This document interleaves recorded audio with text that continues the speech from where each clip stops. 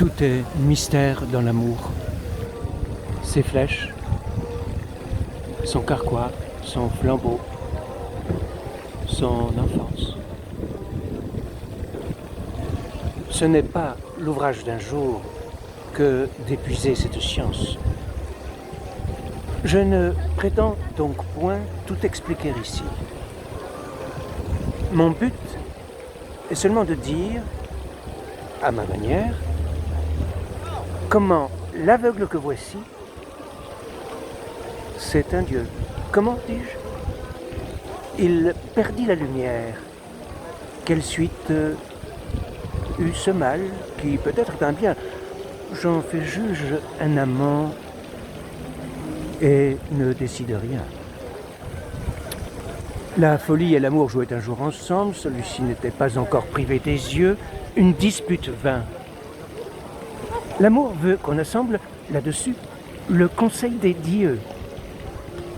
L'autre n'eut pas la patience. Elle lui donne un coup si furieux qu'il en perdit la clarté des cieux.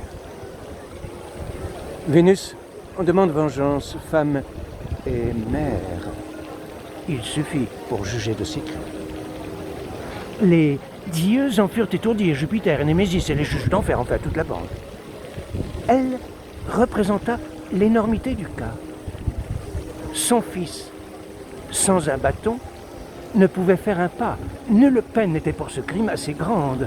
Le dommage devait être aussi réparé.